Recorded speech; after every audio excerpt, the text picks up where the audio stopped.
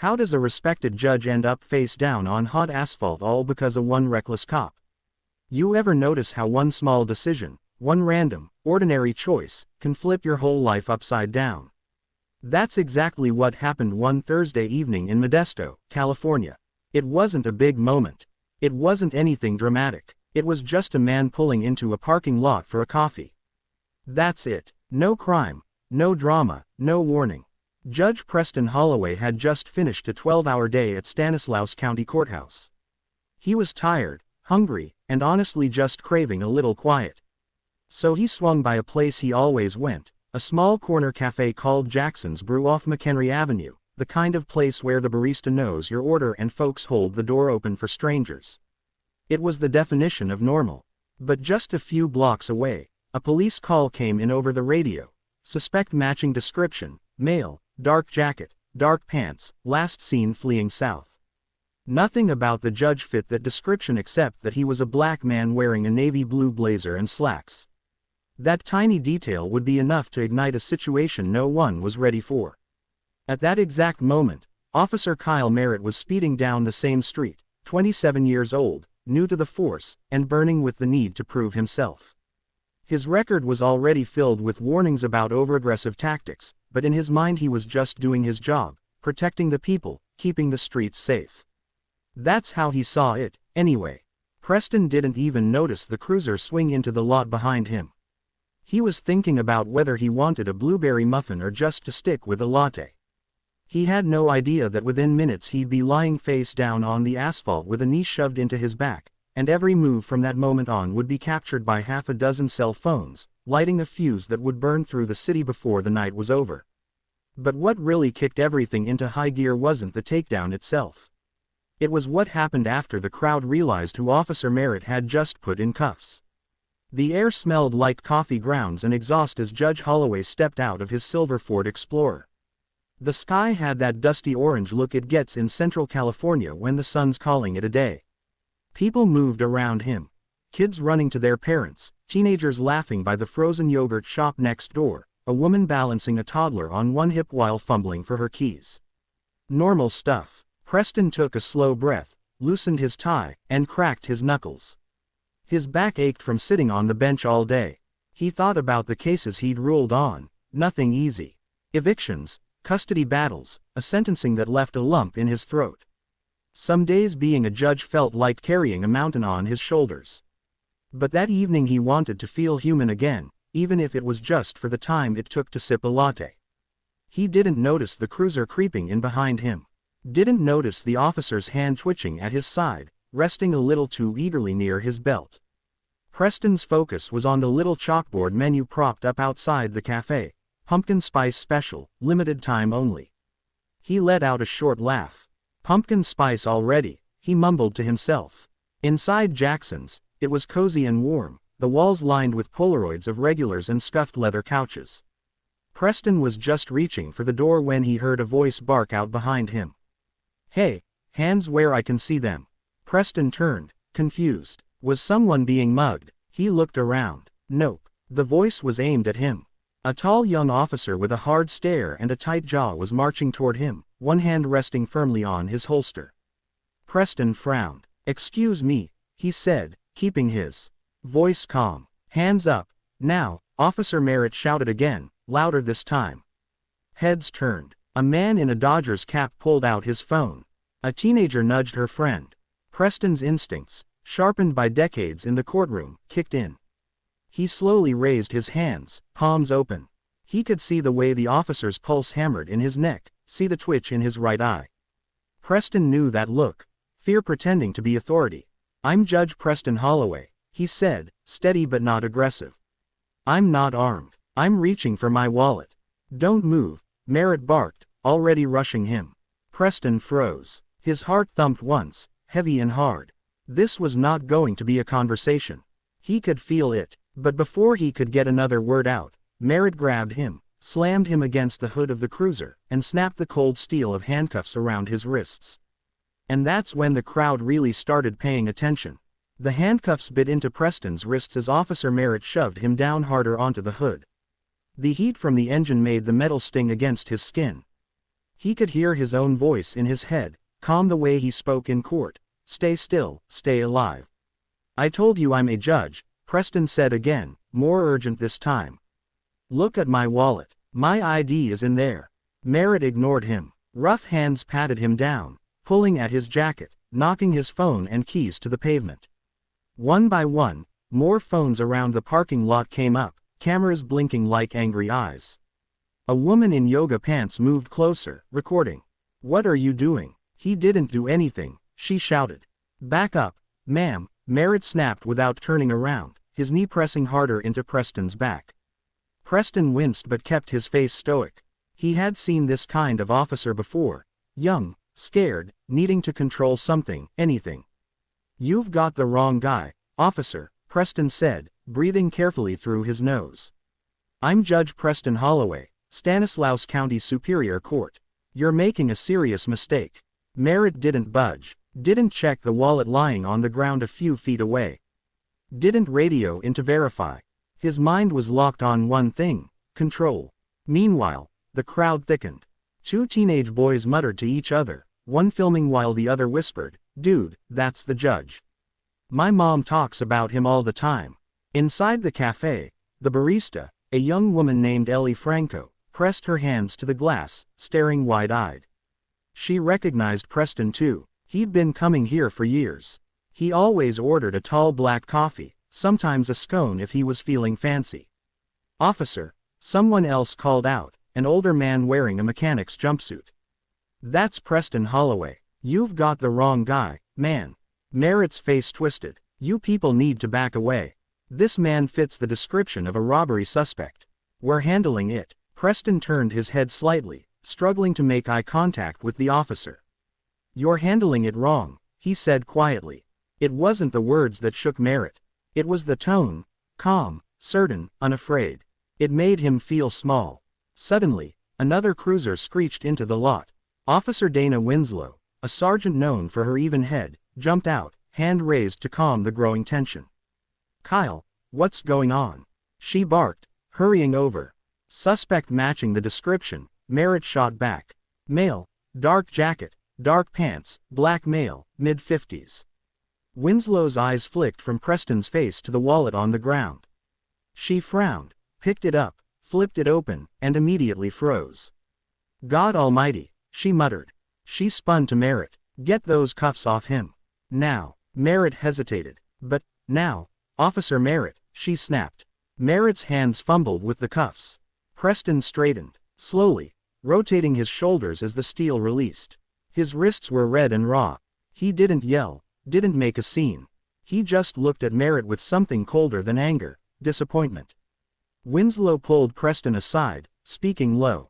Judge Holloway, I am so sorry. I don't even have words. Preston nodded once, lips pressed into a hard line. You need to control your officers better, Sergeant. I know. Believe me, I know. But it was too late. The videos were already flying across town, across social media, across the state. The story was already bigger than all of them. Merritt stood stiffly by the cruiser, face flushed, jaw set, staring at the ground like a child about to be grounded. Around him, people murmured, recorded, shook their heads. The shame hung heavier than the evening air. And Preston, he didn't storm off. He didn't lash out. He just picked up his wallet and keys from the pavement, brushed off his slacks, and walked into Jackson's Brew. He still needed that coffee. Inside, the world smelled of cinnamon and fresh beans. Ellie handed him a tall black coffee, her hand shaking slightly. It's on the house, Judge, she whispered. Preston gave her a small, tired smile. Thank you, Ellie. But as he took that first sip, Preston knew deep down this wasn't the end of it. It was only the beginning. Outside Jackson's Brew, the parking lot didn't calm down. If anything, it got louder. Word spread fast, faster than Officer Winslow could contain it. People were pulling up in cars, parking crookedly just to jump out and ask what happened. News vans weren't far behind. Preston watched from the cafe window, sipping his coffee, feeling the weight of the situation. It wasn't just about him. It was about everything he represented. Fairness, law, dignity, being smashed into the concrete by a kid with a badge and something to prove. Officer Merritt stood off to the side, arms crossed, body rigid. He knew he'd messed up. He just didn't know how bad it was going to get yet. Inside her cruiser, Sergeant Winslow was frantically on the radio with dispatch and her captain. She wasn't sugarcoating it either. She used the words exactly as they were. Wrongful detainment, excessive force, public misconduct, high-profile victim. Every word pounded like a drum. Back inside the cafe, Preston pulled out his phone, not to call anyone, not yet. He scrolled through the messages piling in, friends, colleagues, even the mayor's office. The video was everywhere now. A new customer slid into the cafe, wide-eyed, a skinny teenager with a skateboard tucked under his arm. Man, he muttered to no one in particular, that cop's done. Preston tucked his phone away and stared out the window again. For a second the coffee smelled sour. Then the sound of a different siren cut through the air, higher pitched, sharper, the kind that made people stand straighter without even thinking. The Internal Affairs unit had arrived. 3 plainclothes officers stepped out, moving with quick, clipped strides. They weren't there to back up Merritt. They were there to investigate him. Officer Winslow met them halfway across the lot, looking relieved and tense at the same time. They talked in low voices, their glances cutting over to Merritt, who still stood like a frozen statue. One of the IA officers, a stocky man with a tight buzzcut, finally approached Preston inside the cafe. "Judge Holloway," he said respectfully, flashing a badge. "I'm Lieutenant Shaw, Internal Affairs. I know this isn't easy. Would you be willing to give a statement?" Preston sipped his coffee, weighing it. Part of him wanted to walk out, let the system eat its own mistakes. But he knew better. Change only happened when you stood your ground. "I'll give you a statement," Preston said, voice steady. "But I'm also filing a formal complaint. And if you think for 1 second I'm letting this get swept under the rug, think again." Shaw nodded. "Understood, sir." Across the room, Ellie wiped down a counter that was already clean, stealing glances at Preston. She wasn't the only one. The cafe was packed, but nobody was laughing. Nobody was scrolling through Instagram or talking about weekend plans. They were watching history happen. Meanwhile, outside, Merritt was finally ordered to hand over his badge and gun right there in front of everyone. His face crumbled for a split second before he locked it back down, shoving the weapon into the evidence bag an IA officer held out. "You're placing me on leave?" Merritt asked, voice cracking just slightly. "Effective immediately," Lieutenant Shaw said bluntly. "Pending full investigation." The crowd murmured. Some clapped quietly. Others just shook their heads, tired. It wasn't joy they felt. It wasn't victory. It was exhaustion. How many more times did they have to see someone with power get away with hurting the wrong person before something actually changed? Preston stepped outside, coffee still in hand. The cameras swung toward him instantly, but he didn't say anything, not yet. He stood there in the late afternoon heat, watching Officer Merritt sit in the back of the IA cruiser, no cuffs on him. Funny how that worked. Sergeant Winslow approached cautiously. "Judge Holloway, again, I can't apologize enough." He cut her off with a small wave of his hand. "You can apologize later, Sergeant.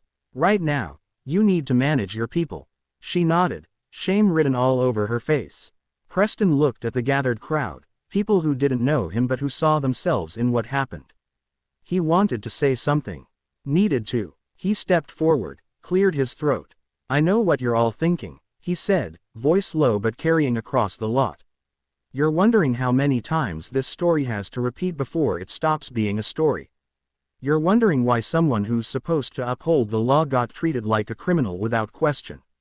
And I don't have easy answers for you. But I can tell you this, tonight's not the end. Not by a long shot." He didn't need to say more. He didn't need to preach. The truth was already written on every tired face around him. But what Preston didn't know yet was that this moment would spark something much bigger than he ever imagined, a storm that would reach every corner of the city and change a lot more than just one officer's career. By the next morning, Modesto wasn't just a city. It was a headline. Every local station led with it. Every national outlet picked it up before lunch. The footage of Judge Preston Holloway, calm, polite, forced face down on a hood, ran on a loop over and over again. At City Hall, officials scrambled to put out fires they didn't even understand yet. Statements were drafted, Press conferences scheduled, meetings called. It wasn't just about an officer messing up anymore. It was about the system, about who it protected, about who it punished without hesitation. In the middle of it all, Preston kept his head down. He didn't want to be a symbol. He didn't want interviews, magazine covers, podcasts. He just wanted answers. A formal investigation into Officer Kyle Merritt's behavior launched that Friday. Preston's complaint was at the top of the pile, backed up by dozens of eyewitness videos. But it wasn't just Merritt under the microscope. The department's entire training procedures, use of force policies, and internal complaint handling were now being audited by the California Department of Justice. Meanwhile, Officer Merritt sat at home, suspended without pay, glued to his television as commentators debated his character. On split screens. At a public town hall meeting held 3 days later at the Modesto Community Center, hundreds of people showed up. Some came out of anger, others out of hope, a few out of pure exhaustion. Preston was asked to speak, but he declined. He sat quietly in the third row, cap pulled low over his eyes, listening. One speaker after another went up to the microphone.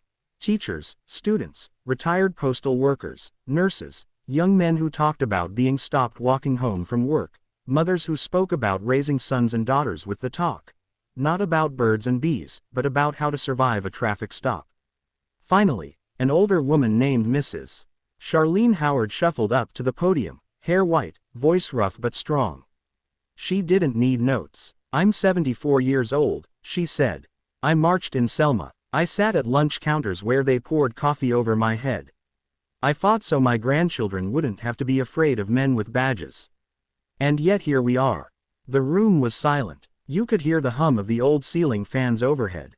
"I'm tired," Mrs. Howard said, "but I'm still standing. And if Judge Holloway can stand after what they did to him, so can we." Preston swallowed hard, feeling his throat tighten. He hadn't cried during the incident, not when they cuffed him, not when the videos blew up. But sitting there listening to that frail old woman, he felt something hot sting behind his eyes. The town hall ended with a simple vote. A citizens' advisory board would be created to oversee police conduct. It wasn't a solution, it wasn't justice, but it was a start. Back at the courthouse the next week, Preston walked through security the same as always, nodding to the guards, but things felt different. People made more eye contact. Officers stood a little straighter. The whispers were still there, but they were different now, not gossip, but something like respect, or maybe fear. Officer Merritt's hearing was scheduled a month out. He faced serious discipline, likely termination, maybe even criminal charges depending on what the investigation dug up. But Preston wasn't counting on that to fix the bigger problem. He scheduled meetings with the police chief, with the mayor, with the DA's office, not to scream or grandstand, but to push for real changes, better training, better accountability, better leadership. He didn't want revenge. He wanted it so that the next time someone like him stopped for a cup of coffee, they could drink it in peace. But Preston also knew better than anyone that real change doesn't come from one big moment. It comes from thousands of small ones fought for every single day. Weeks turned into months, but the impact didn't fade. The footage of Judge Holloway's wrongful detention didn't just get views. It forced real movement. Policies changed. Officers went through retraining programs focused not just on technical procedure but on respect, restraint, and responsibility. Officer Kyle Merritt was officially fired after the investigation concluded. No criminal charges were filed, but he wasn't reinstated either. His dream of being a career cop ended right there, quietly, without ceremony. Merritt packed his things into cardboard boxes and left town not long after. No parade of supporters, no second chance in the next precinct over. Meanwhile, Preston Holloway kept working. Same robe, same bench, same expectations of fairness for everyone who walked into his courtroom. If anything, he carried himself with even more quiet strength, more patience, more fire when it mattered. But he never acted like a victim. At a youth forum held at Modesto High School that spring, Preston stood in front of a room packed with teenagers, some who saw him as a hero, others just curious about the man behind the headlines. A boy in the front row raised his hand, skinny, nervous, couldn't have been more than 15. "Sir, when that cop put his knee on you, how come you didn't fight back?" The room went still, waiting for the answer. Preston paused, letting the question hang in the air. Because fighting back in that moment wouldn't have changed his mind, Preston said, voice even. It would have only made things worse for me, for everyone watching. Sometimes strength isn't about swinging your fists. It's about standing so still, so calm, that the truth screams louder than violence ever could. He let that sink in. That's how you win battles like this, he continued. You make it impossible for them to call you the enemy when you're just standing there trying to live. The teenagers nodded, some staring at the floor, some looking right at him, wide-eyed. Later, as Preston packed up his notes, a girl approached him, small, serious, hair pulled into a tight ponytail. Judge Holloway, she said, clutching a notebook, I'm going to be a lawyer one day. He smiled, real and tired and proud all at once. I believe you, he said. And when you are, you fight smarter, not just harder. She nodded fiercely and ran back to join her friends. Walking out of the school that day, Preston realized something. Maybe he wasn't just fixing broken policies. Maybe he was helping build a generation that wouldn't have to be so careful, so cautious, just to survive. The battle wasn't over. It probably never would be in his lifetime. But change was possible, and it had to start somewhere. It started in parking lots, in coffee shops, in courtrooms, in classrooms. It started wherever people stood up, told the truth, and refused to let injustice be just another part of the background noise. And that, Preston thought, was a fight worth showing up for. Real change doesn't happen because people get angry once. It happens because they stay committed every single day. Speak up, stay calm, fight smart, make it impossible for injustice to be ignored. Because sometimes the strongest thing you can do is simply refuse to be silent.